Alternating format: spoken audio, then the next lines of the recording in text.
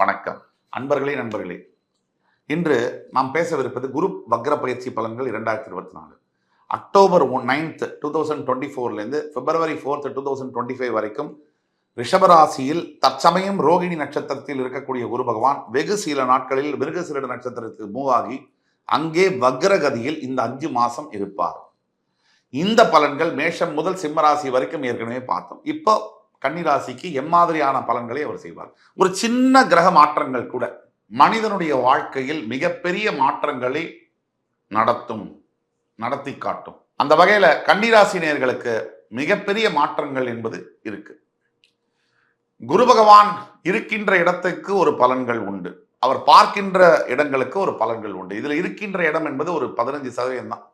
குரு பார்வைக்கு தான் 85% பலம் என்பது உண்டு. அந்த வகையில் கன்னிராசி நேயர்கள் அனைத்து நேயர்களுக்கும் உங்களுடைய பாக்யஸ்தானத்தில் தற்சமயம் இருக்கக்கூடிய குரு பகவான் ரொம்ப முக்கியம். கன்னிராசிக்கும் குரு பகவானுக்கும் ஆகவே ஆகாது. 7 பொருத்தம். கன்னிராசிக்கு குரு பகவான் மாரகம் மற்றும் பாதகாதிபதி. ஆக அவர் பாக்யஸ்தானத்தில் உட்காரும் போது ஆல்ரெடி 3 மாசமா தந்தை கிட்ட பெரிய பிரச்சனை இருக்கும். தந்தையார்கிட்ட வேலை சம்பந்தப்பட்ட விஷயங்கள்ல உடசலா இருக்கும். பணம் சம்பந்தப்பட்ட விஷயங்கள் நாளைக்கு வந்துடும் இருக்கும், வராது. 10 மணிக்கு தெரியும் 11 மணிக்கு பணம் கிடைக்காதுங்கிறது. லாஸ்ட் பால்ல அவுட்டு. இந்த மாதிரியான விஷயங்களை ஏற்படுத்தியிருப்பார். இதெல்லாம் போக அவர் பார்வையை பார்க்கும் போது உங்களோட ராசியவே அவர் பார்க்கிறார். 5ஆம் பார்வையாக அங்கதான் நீங்க நிக்கிறீங்க. உங்கள் ராசியை பார்க்கக்கூடிய குரு பகவான் உங்களுக்கு நேர்கதியில் இருக்கும் போது ஒரு விதமான பலனையும் வக்ரகதியில் இருக்கும் போது ஒரு விதமான பலனையும் செய்வார். இப்ப வக்ரம்னா என்ன? வக்ரம்னா ரெட்ரோகிரேடுன்னு அர்த்தம். ஒரு கிரகம் நமக்கு நல்லது செய்ய வேண்டும், அது வக்ரகதியில் இருக்கும் போது ஆன்டி கிளாக் வைஸ் சுத்தும். அப்படி இருக்கும்போது டபுள் மடங்கு கெடுதலை செய்யும்னு சொல்லுவாங்க. அதே மாதிரி கெடுதலை செய்ய வேண்டிய கிரகம் வக்ரம் அடைந்தால் டபுள் மடங்கு நல்லதை செய்யும்னு சொல்லுவாங்க. இந்த மாதிரி சூழ்நிலைகளுக்கு பல விதிவிலக்குகளும் ஜோதிடத்தில் உண்டு. நட்சத்திர பாதத்தை பொறுத்து எத்தனை டிகிரி, எந்த சாரம், எந்த ஆதிபத்தியம், கிரகத்துக்கு அந்த ராசிக்கு கிரகம் உற்ற கிரகமா பகை கிரகமா எல்லாம் பார்க்கணும். ஒட்டு மொத்தத்தில் இந்த மாதிரி சொல்லலாம். அப்போ சாதாரணமா உங்களை 5ஆம் பார்வையா பார்க்கும் பொழுது உங்களுக்கு தொல்லைகள் வரும், உடல்ல உபாதைகளை ஏற்படுத்துவார். குரு உங்களுக்கு மாரக பாதகாதிபதிங்கிறதுனால.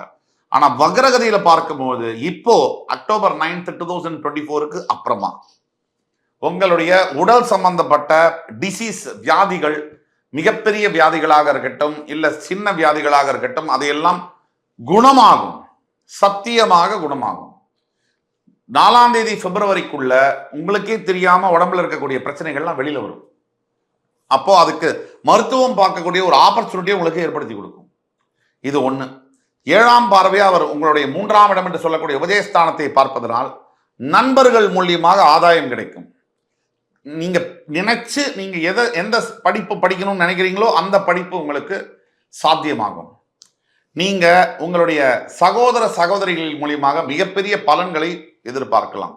ஒரு ஹெல்ப், ஒரு வேலை கிடைக்கணும், வேலை மாற்றங்கள் நிகழும். அந்த வேலை மாற்றங்கள் உங்களுக்கு பாசிட்டிவாகவும் ஃபேவரபிளாகவும் இருக்கும். அவருடைய 9ஆம் பார்வை மூலியமாக உங்களுடைய 5ஆம் இடத்தை பார்ப்பதுதான் உங்களுக்கு ஜாக்பாட்னு சொல்லலாம். பூர்வ புண்ணியத்தை பார்க்கும்போது அது புத்திரஸ்தானமாகவும் இருப்பதனால் பல வருஷங்களாக கல்யாணம் ஆகி புத்திரபாகியம் இல்லாதவங்க நிறைய பேர் இருக்காங்க. இந்த குரு ஏன் புத்திரபாகியத்தை கொடுப்பார் அப்படின்னா, எல்லா ராசிக்குமே அவர் புத்திர காரகன். யாருக்கு பசங்க பிறந்தாலும் அது குரு பகவானுடைய ஆசீர்வாதம் இல்லாம பிறக்க முடியாது. புத்திரபாகியம் இல்லாதவர்களுக்கு என்ன காரணம்னா, ஏதோ ஒரு பாவ கிரகங்கள் 5ஆம் இடத்தோடு தொடர்பு கொண்டிருக்கும். அந்த 5ஆம் இடத்தோடு சனி, செவ்வாய், ராகு போன்ற பாவ கிரகங்கள் தொடர்பு கொள்ளும் போது புத்திர பாகியம் என்பது தடைபெறுவதற்கான சாத்தியக்கூறுகள் மிக மிக மிக மிக அதிகம். இதுதான் காரணம். இந்த குரு பகவான் உங்களுடைய 5ஆம் இடத்தை பார்க்கும் போது கோச்சார ரீதியாக உங்க பிறவி ஜாதகத்திலேயே புத்திர பாகியத்துல பிரச்சனை இருந்தாலும் குருவுடைய பார்வை கோச்சார ரீதியாக வரும்போது அவர்களுக்கு கூட புத்திர பாகியம் வரக்கூடிய வாய்ப்புகள் உண்டு. அதுதான் சொல்றோம். இப்ப கன்னிராசி நேயர்களுக்கு 9th அக்டோபர்ல இருந்து 4th பிப்ரவரிக்குள்ள குழந்தை பிறப்பு சம்பந்தப்பட்ட புத்திர பாகியத்தை தரக்கூடிய வாய்ப்புகள் நிறைய உண்டு. அது பூர்வ புண்ணிய ஸ்தானம்ங்கிறதுனால ஒரு ஸ்ட்ரகிள் இருக்கு இல்லையா வாழ்க்கையில. பிறவியிலேருந்து இறப்பு வரைக்கும் போராட்டம் தானே. எல்லா ஸ்டேஜ்லயும் போராடிக்கிட்டே தானே இருக்கும். பிறக்கிறதே ஒரு போராட்டம். எட்டி உதச்சு தான் வெளியவே வரணும். அதுக்கு பிறகு சாப்பிட்றதுல போராட்டம், வேக்சினேஷனு, வியாதிகள், வலி, இதுலேருந்து அழுகுறோம். மறுபடி படிக்கிறதுல போராட்டம், உடம்பு சரியில்லாமல் போகுது, ஸ்கூல் மாற்றங்கள், சிலபஸ்ஸு, எக்ஸாமு, டெஸ்ட்டு, பேப்பர்னு அதில் ஒரு போராட்டம்.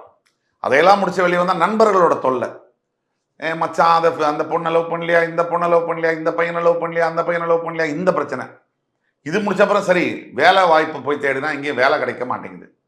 அந்த வேலை வாய்ப்புகளை தேடி தேடி மனுஷன் நொந்து போய் அதில் ஒரு போராட்டத்துக்கு பிறகு வேலை கிடைச்சா சரியான கல்யாணத்துக்கு பொண்ணோ பையனோ கிடைக்கல.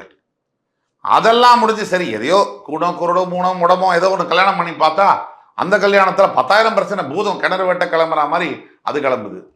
அதுக்கப்புறம் புள்ள குழந்தை, அதை காப்பாத்துறதுக்காக ஓட போய் சர்வைவல் மோட்லயே சம்பாதிச்சோமா. ஐயோ, நம்ம 2 வகையான ஜனங்கள் உண்டு இந்த உலகத்துல.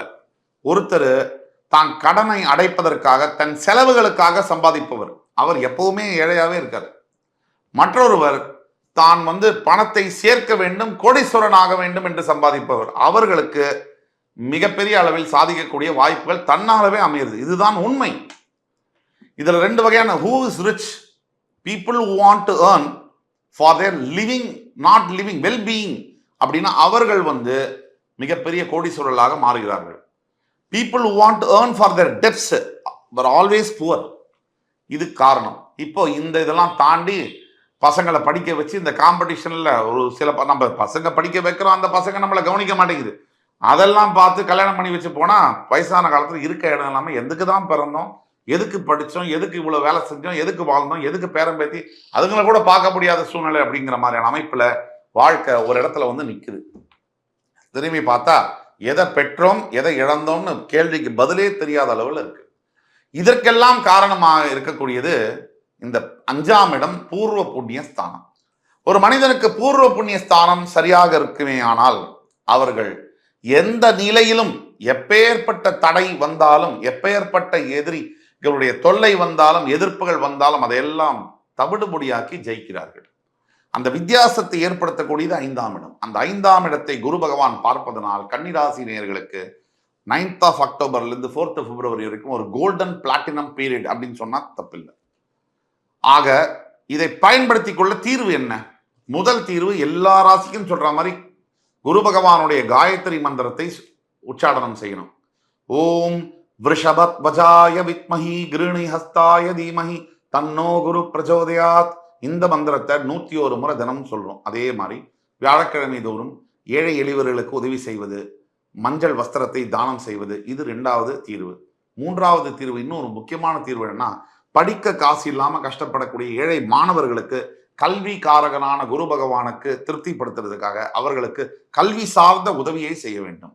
உங்களால் முடிஞ்ச உதவிகள், படிப்பதற்கு, நோட்டு புஸ்தகம் வாங்குறதுக்கு, school admission fees, school fees, இந்த மாதிரி உங்களால் எது முடியுமோ அதை நீங்கள் செய்யும் பொழுது உங்கள் வாழ்க்கை மிகப்பெரிய அளவில் பரிமளிக்கும் அப்படிங்கிறத சந்தேகமே தேவையில்லை. ஸோ இது அத்தனையும் உங்களுக்கு கண்டிப்பாக பயனுள்ளதாக இருக்கும் இதை இம்ப்ளிமெண்ட் செய்யும் பொழுது.